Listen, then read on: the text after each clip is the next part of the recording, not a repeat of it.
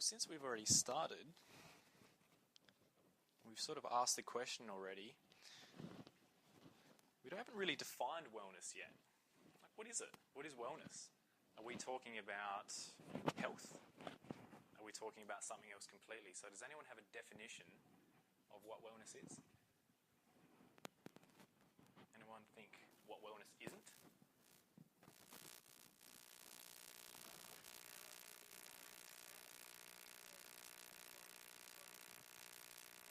So how do you define body? So the physical side of it, or? So the physical plus the non-physical. And how do you define non-physical? Consciousness? Yeah, the spiritual, the whole mind, body, spirit. Okay. And no pain. That'd be wellness for me. No pain. If I didn't have any pain ever. So absence of pain? Yes. Ever? Wow. You don't think it's normal to have pain sometimes? Oh, yeah, well, I don't mind that after I play sport and all that sort of thing. Okay. But I just don't think it's fair sometimes when I've got pain when I don't think I should have pain. Okay. All right. My opinion on that is that pain is normal, but suffering isn't. So pain is a part of kind of physical life. You stub your toe, you go to the gym, you get sore muscles. You age, you get degeneration, maybe you get a sore neck.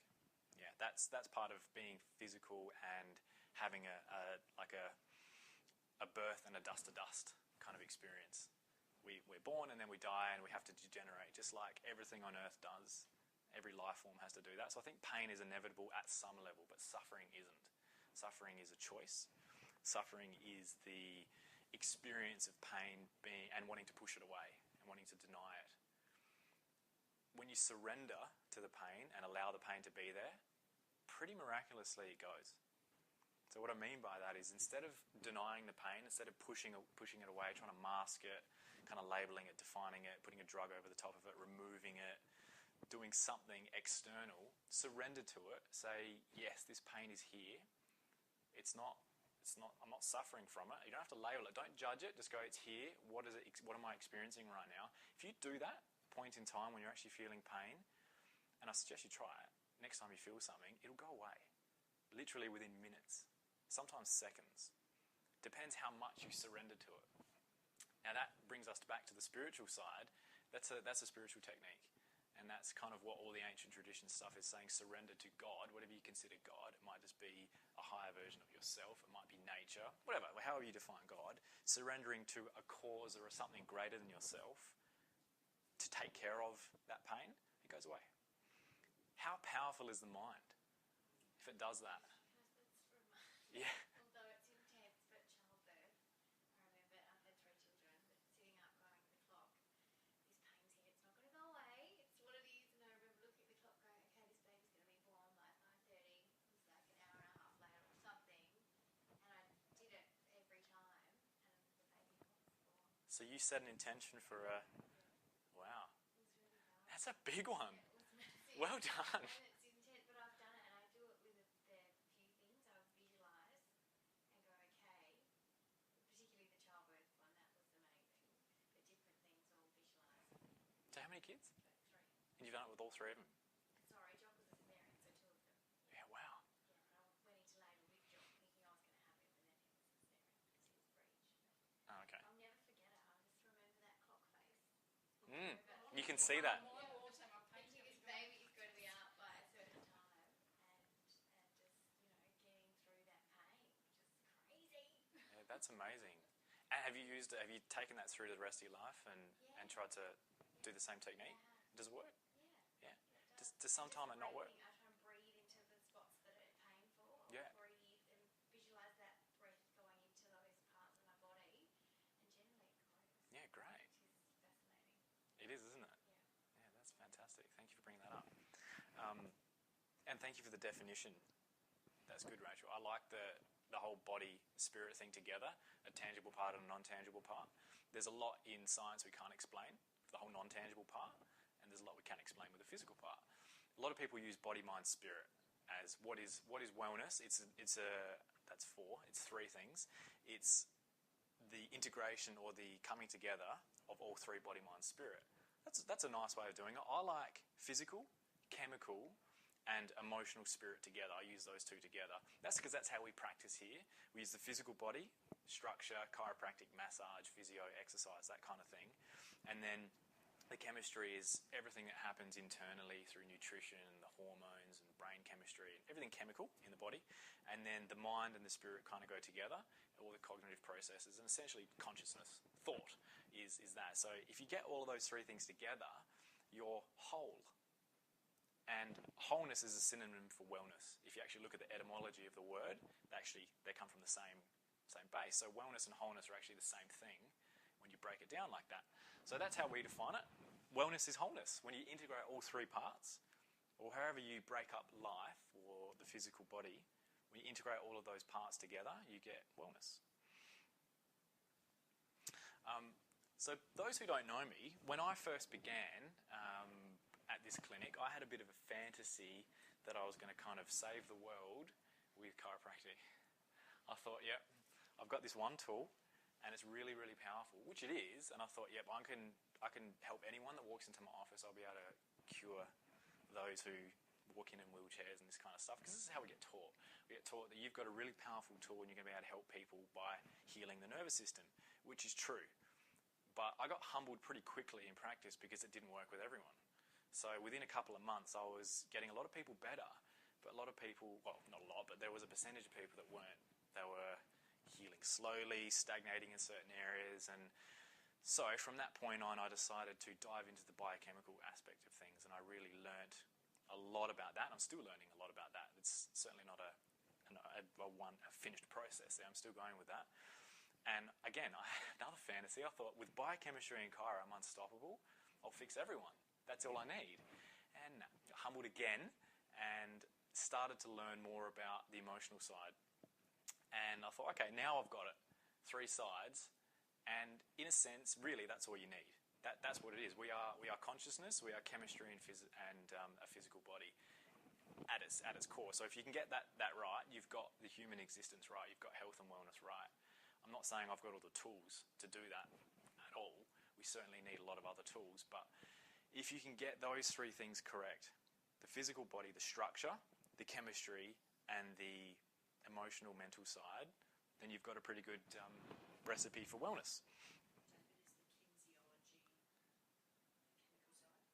It's both. Kinesiology is just the testing of, you can test anything with kinesiology. You can test the structure, which is predominantly the chiropractic side, what we do, and you can test for chemistry, which are little vials and stuff, so that's the biochemistry. And you can also test for things in consciousness too, which is really, really interesting. We'll talk about that later. Dr David Hawkins has done some really, really interesting stuff with the scale of consciousness. I won't talk about that because it will go off on a massive tangent. But yeah, kinesiology is the testing. You test everything. So that's just the means to this diagnosis, not actually the treatment. This is a really good quote from actually Dr. David Hawkins.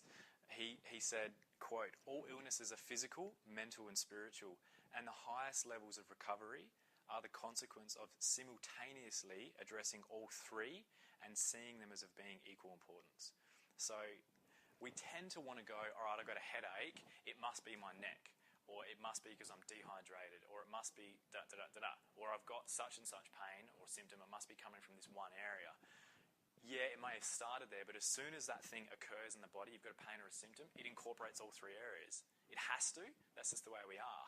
We're comprised of those 3 areas. So as soon as something happens point in time, it incorporates all 3 areas. So if you can heal all 3 of those areas as quick as possible, you'll heal as quick as possible. You'll recover. So disease and ill health, they're the result of negative emotions and feeling like a victim. Like we were saying before, feeling like it's coming from outside of yourself rather than inside of yourself. That's not true. All healing occurs internally. It doesn't come from outside. It doesn't come from a pill. It doesn't come from an adjustment or from exercise. It comes from that energy inside. When you cut yourself, or when a bone heals, what's actually doing that healing? It's coming from inside, yeah? It's some sort of chemical process, an energetic process is coming from internally. So it's not coming from outside. It might be assisted from something on the outside, like a drug or a surgery or an adjustment or going for a run or whatever it might be. But healing occurs spontaneously from the inside. People that heal slowly project all of their healing on other people. They say, I want you to fix me, and I want this thing to fix me. That Band-Aid is going to fix me. That medication is going to fix me, etc. This doctor is going to fix me, etc. Right?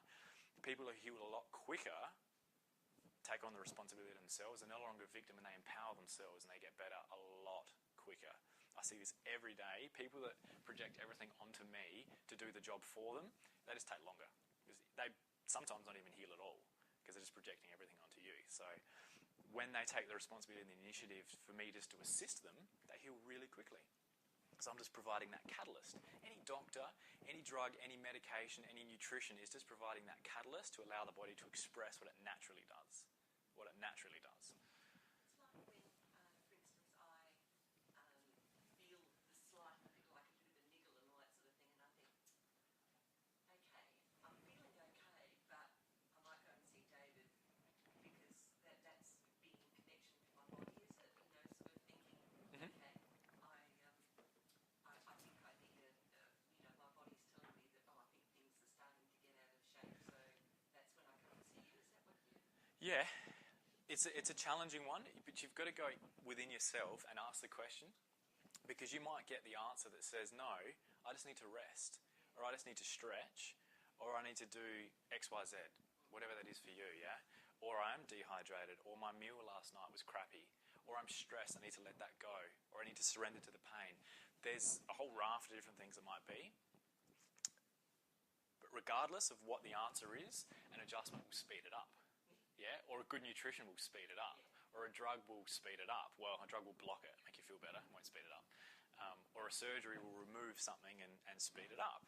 So all healing is possible completely without the help of anyone else, but it's certainly accelerated through the help of a good practitioner and through good choices. Does that answer it? Yeah. Okay. So in converse to what I just said, wellness and healing is a spontaneous result of re-owning that power, plus the realisation that we alone attach the meaning to circumstance and events, places, people and things, and that the source of healing comes from within. So that's what we were saying before about perception. We place the meaning on something, so a twisted neck to you might mean stress at work, and it might mean you're weak. I'm just making that up. Or it might make you feel guilty about something, or ashamed, or angry. But that meaning is independent of that thing. That C6 rotated vertebra doesn't have an agenda. It's just a C6 rotated vertebra that's out of place. All meaning is created internally from your own consciousness. So it's really... Yeah, no, please. What if that vertebrae is arthritis and bone upon bone? Yep. Yeah, good question. And that goes back to before when we were talking about just the natural cycle of life, is that we are physical beings and we degenerate eventually over time. So things degenerate, physical, structural, mechanical things degenerate over time with use. But the power of the mind, remember, is much stronger. So you don't actually have to suffer through that degenerative process. There might be some pain associated with it, but as soon as the pain is there, it's a chance to go into it and to let it go, to surrender to it, and to have that pain go away, or to get some sort of other therapy that's going to help augment and speed up healing. So again, we attach the meaning to it, and oftentimes it's through subconscious beliefs and stuff that we don't necessarily believe consciously. So you might say, well, I don't believe in arthritis. I don't care about it. I've never thought about it. I'm not scared about arthritis. I don't think that I'm doomed to get it. But it's in the collective consciousness of the planet. And anything that's in the collective consciousness seeps into our consciousness through the media and through just people talking and stuff like that. They've done studies that show that as young as in the fetus, in the mum's tummy, we hear things that go into the subconscious, and some will stay and some will just sort of pass through. The ones that stay might manifest later when we're 60 years old and starting to get a degenerative neck, or when we're 80 years old and starting to go deaf, or whatever it is. Because someone around us said that arthritis of old age is what happens, and there's pain associated with it. Through genetics, you're saying? Yeah, and genetics is another really interesting one. That's the blueprint of us. Genetics has been built up to be kind of like the saviour of everything in medicine. But when the Human Genome Project was done in the mid-2000s, it was kind of a bit of a joke because they spent billions on it and they went, all right, once we nail this Human Genome Project, we're going to have the entire human genome mapped. From that, we'll be able to take every disease known to humankind and find a drug or something that's going to help that. And they came up with about 30,000 genes, which is far less than would actually account for everything that occurs in human life. So they looked at it and went, what the hell's going on here? And what's going on there is that the genes are the blueprint, but the blueprint doesn't have to be expressed unless a builder comes along and looks at the blueprint and builds the building. So I can draw up a beautiful building of a nice house, but if it's just sitting there on paper, it's not a house. Someone has to come on from the outside, look at that, and construct a building. The genes are exactly the same. All the genes are there for cancer and for arthritis and for a heart attack and all that sort of stuff, pretty much in everyone. We've got the whole gamut of everything, right? But until the environment, which is our thoughts and our diet and our lifestyle choices through exercise, etc., until we put that's collectively called the environment, everything we do day-to-day life, until that comes along, those genes aren't expressed. So it's our environment that expresses a certain gene. So right now, sitting in all of our bodies, we've all got the genes pretty much for breast cancer and for testicular cancer and for brain cancer and for heart attacks and et cetera, and for arthritis. But it's only expressed if the environment dictates that. Well, they say cancer's not hereditary, but the first thing doctors ask you when they go through every family history, Yeah. any family history of cancer. Some of that is kind of tradition and lack of catching up with the latest science and kind of holding on to old beliefs. They still want to believe genes control everything because it makes the pharmaceutical companies kind of the easiest way to just do things. They'll let go of it eventually. They have to because it's not the truth of science. The studies are stacking up every day that say that they're the blueprints and they're powerful and they carry our heredity through generations. That's obviously how we evolved. But it's not the be-all and end-all. Epigenetics has the final say as to what's expressed. Yeah.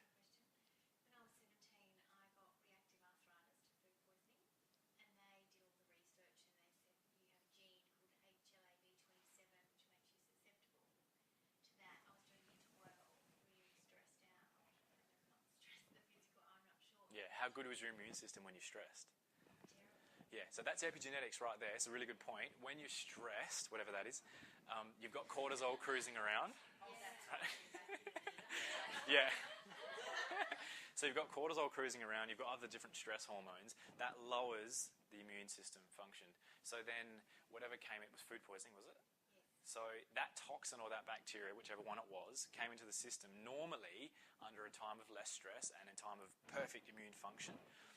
The immune system would have gotten rid of that toxin, it would have detoxified it or killed the bacteria, and you never would have had reactive arthritis. Never would have gotten to that point. So that's epigenetics. That's expressing what the potentiality that could have been there but wasn't because the environment, stress, dictated it. Yeah. So it's a bit like when kids are at school, and recently gastros has been going wild around the school. And one of the classes ended up with 4 students out of 25. And Left in the class. The rest were sick. Yeah. And my daughter goes to the school, and then my son goes to like the neighbouring kindy. So everyone around is like, most of the families all got gastro, and my children didn't. And I think it is purely because of our environment, having probiotics and having healthy food Mhm. and good hygiene. Yes. Yeah, so you've altered that environment to be more powerful in that circumstance. And probably in your household, because you are holistic in philosophy, your household probably talks about the power of self-healing and not being susceptible to these things that other people are susceptible. It might be not in that language, but there'll be conversations around that, subtleties that your kids will subconsciously pick up on, that their subconscious mind says to their body, you are not subject to this. They are, but that doesn't concern me. I'm not subject to this is what their subconscious mind is saying. Yeah, I'm not subject to this. Because we are only subject to that which we hold in mind, hold in the subconscious mind. People get confused by that. They think, well, I don't think about this stuff. It's like, no, you don't have to. If If it's in the subconscious mind, it's there. So if you can get in there and clear that out, if there's any negative stuff, then you can empower yourself pretty strongly. So it's a really interesting one. Well done. Good environment, really good environment. Yeah, sort of mentally probiotics, so that's the chemical side of things as well, and that's great. That's a rarity with those kind of stats. It's great. I forgot the original question. Was there an original question? No. Oh, yes, you were saying, yeah, the genes. So how do you get arthritis? Would that explain it? That it's expressed based on all of those factors, the collective consciousness, the beliefs that you sort of got driven into you all through your life, plus your lifestyle choices up to this point, be it exercise or lack of. Yeah, but I don't dwell on it. And I go out there and I walk and I play tap tennis and whatnot, and but it's just sometimes when it's your shoulders, your hips, your lower back, because I have disc problems and all that sort of thing too. It'd just be nice not to have pain for a day. Okay. And I'm not one to dwell on it either. I get out and do things just to Just move on with it. Yeah. I've got fibromyalgia as well, which doesn't help that situation anyway. But I've got a good diet. Vegetarian, but yeah. Okay.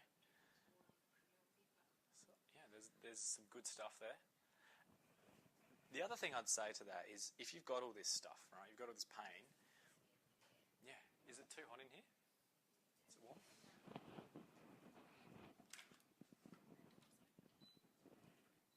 Try that, see how that goes.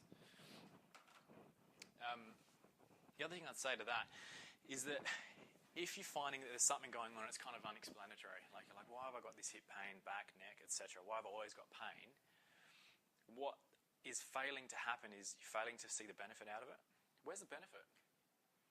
What can you gain out of having these problems? And initially your first response will be, well, there's no benefit. Like, it's just bloody pain. It's shit.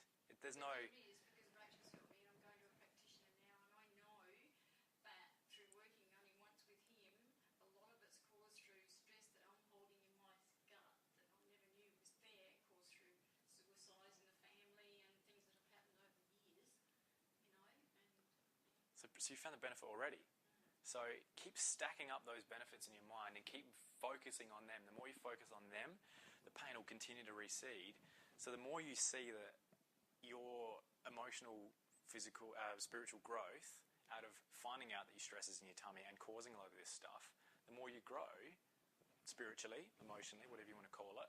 So it's a huge benefit. So without that pain, without the neck pain, the back pain, etc., you never would have had that emotional realization or that emotional growth. You would have been stuck here until the day you die, but now you've just transcended a certain level.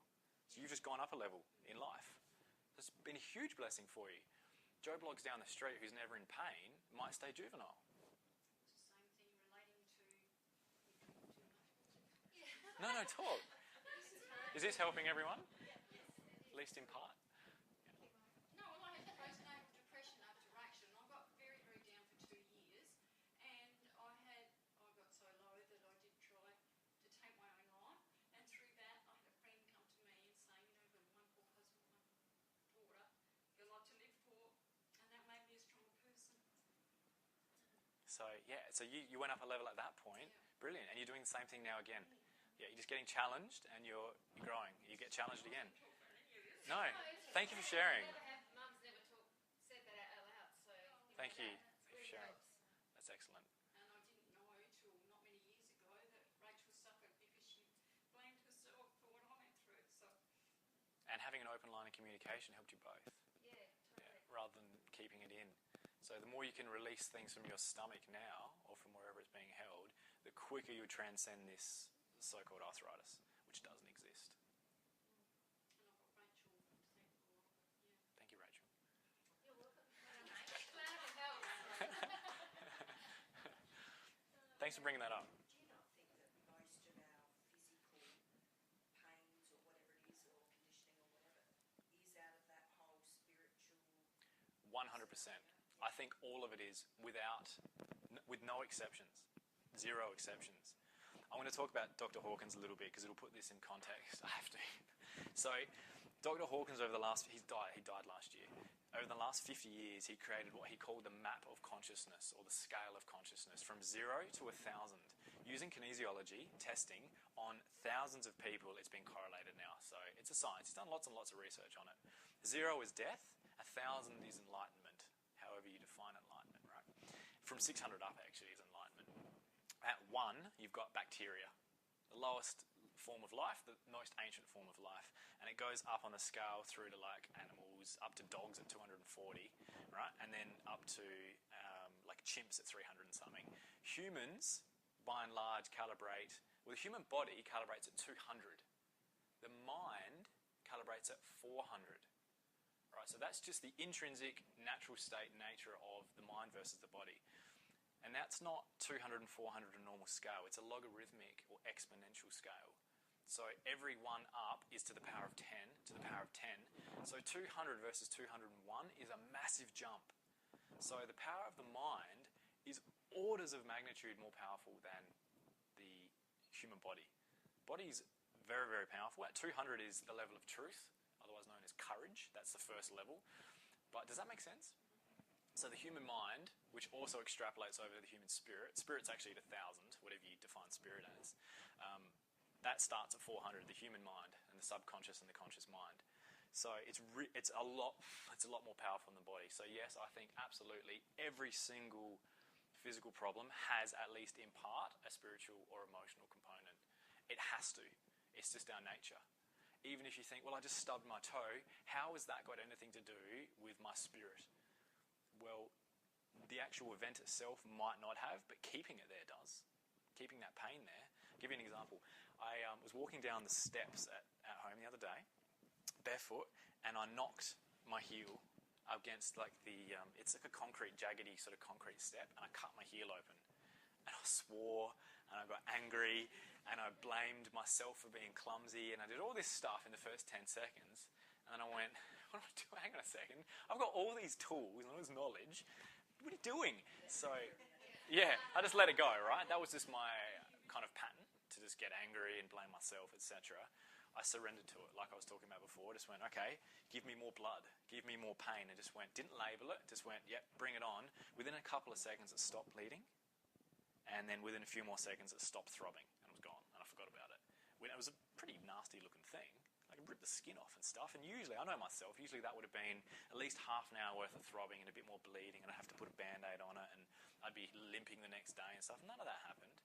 Because I let the mind take over and be more powerful than the body. So the body responded to it, because the body subordinates to the mind, in a sense. It's more powerful to it, so it does what the mind says. Like I was saying before, the body is subject only to what we hold in mind. Whatever's in mind, that's either the conscious mind or the subconscious mind. Now, the conscious mind is what you're using right now to listen to me and to kind of process it and analyse it and link it to past events and stuff like that. The subconscious mind is the things that are happening in the background, those core beliefs that are coming up saying he's full of crap with that point, that doesn't make sense, that definitely links to me here. It's all that old core belief stuff, and that's 95% of the mind. So we're kind of like a computer. The software in here is doing most of the job, and so it's 95% of it. There's not much. Only 5% is conscious, but we can access the subconscious by bringing it conscious. If you can bring the subconscious conscious, you can find out what's in there and clear it out if it's not serving you anymore. A lot of this stuff isn't serving you anymore. The reason we have a subconscious mind is actually the reason why we're all in this room right now, is because our ancestors, whoever they were better at better than other people at surviving. So generally, in terms of survival, cooperation and defense as well, that part of our mind was more highly tuned to find things to be feared. So we're really finely tuned at finding fear. So the subconscious mind in humans right now in 2013 has been millions of years worth of evolution right through the chain from bacteria right to us, which is actually like 4 billion years of evolution to get to this point now where we're so finely tuned at sussing out things that are dangerous that it's too good. It captures anything it can grab onto and it sticks it in there to protect us. So you hear something like I was saying before as a 3-year-old child or as a fetus, whenever those auditory processes starting to come in, that maybe wasn't actually that dangerous. It gets stuck in the subconscious and it keeps replaying because it thinks it's protecting us. And most of the time it does, but oftentimes it doesn't. So that's the power of the subconscious mind, and that's the thing that calibrates at 400. That's the mind versus the body. So yes, long answer to a quick question. Can I ask you something with that? That's interesting. Things resonated with me. My son Jock is 10, and we've all been through a really stressful time, and he plays a few sports and developed this sore foot. And it was interesting. I kept feeling to myself,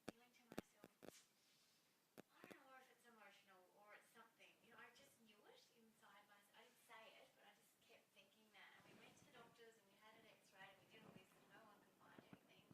And he's walking and he's weird, sort of overcorrecting the way he was walking at the podiatrist. Anyway, we took the necessary steps to get that stress out of our life, and it went away. Right. And it hasn't come off. You're good at this. And it hasn't. Very intuitive, yeah. And it's fascinating because the whole time I kept thinking, I think it's emotion. I think it's emotional. There's something just there that is, and I wouldn't say it, but I think Jock could feel that I felt that because he's quite intuitive too. Mm. And so I just did all the steps and couldn't get it. We were booked in for an MRI and that hasn't come about. That was at the Women's and Children's, doesn't have it, but it's gone away. He's playing basketball and cricket, and he is fine. Great. Yeah. There's the power of the mind, hey? It's just amazing. Remove that stress. Yeah. Body does the rest. Yeah, absolutely. Yeah. Fascinating. Like I said, the natural state of the body is to be whole, is to be well. That's our intrinsic nature, is not to be sick. It's to degenerate over time and pass on, but it's not to be in pain for longer than is necessary to heal that thing. So pain is just a signal. We'll talk about pain for a sec. Who thinks pain is kind of like a bad thing, something that's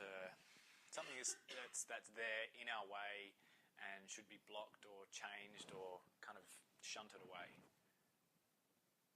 Isn't that kind of how we see pain? Yeah, we all kind of do that in part, don't we? Free thinking. There you go. Yeah, it's a free action. Blocks. Yeah, it is, and it took over my last 12 months.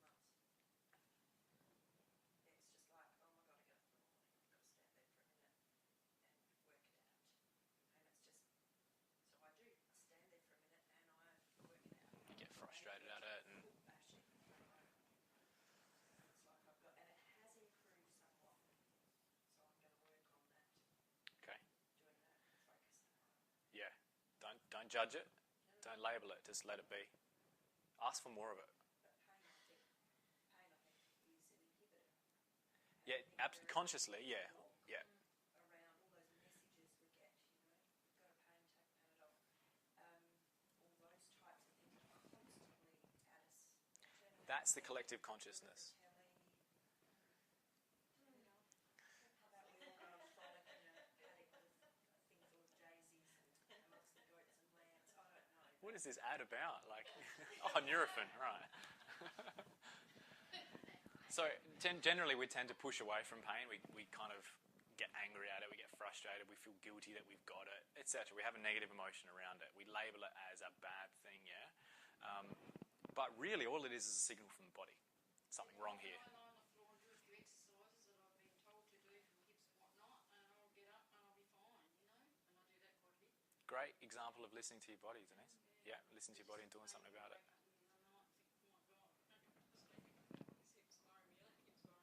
But you did something about it and sped the healing up, and yeah. Pain's just a signal. Pain or a symptom is just a signal from the body to say, there's something wrong here, please address this. And it might be addressing it through something physical, like stretching, moving around. It might be addressing it by something chemical, which is changing your diet, more water, detoxifying, whatever that might be chemically, or changing your thoughts, your consciousness, depending on what the problem is. Exercise, and I find that really, really good, because that you perhaps exercise one half of your body, but you don't do the other, but your mind is taking over to make that side the same when you're not really doing that. Yeah. I find that really, really, really good. It's a really good physical tool. Yeah, yeah. So pain is not our enemy in in that sense. It's a really, really good messenger system from the body. We're really highly evolved to have such a great technology, kind of inner technology that tells us there's something wrong here, let's fix it. It's one of the reasons why humans are the longest living, is because we have a better system at that, of finding stuff and being empowered to do something about it, more so than the sort of lower animals, right? So pain's a good thing. And that's, like I was saying before, it's really what I want the take-home message to be here tonight, is that if you can tune into your body just a fraction more than you currently are, you've just empowered yourself a whole bunch more to heal a lot faster and do the right things for your health. So, yeah.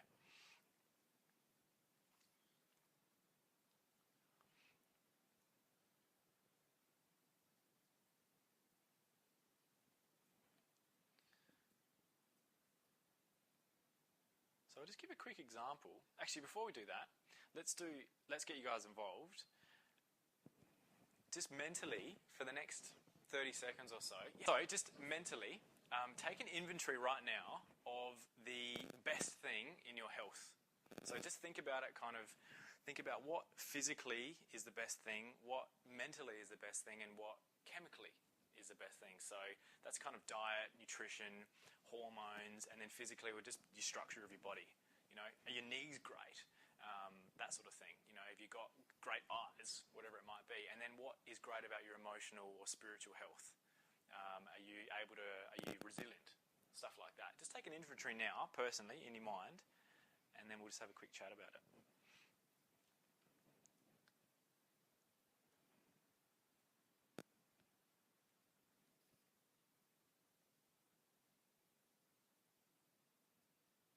So did everyone come up with something like the best thing about their health? Something pretty close that's good? How do you know the chemical? Yeah, that's a tough one. Yeah. Yeah, again, it's Easy. say again? I said the other two are easy, but Yeah.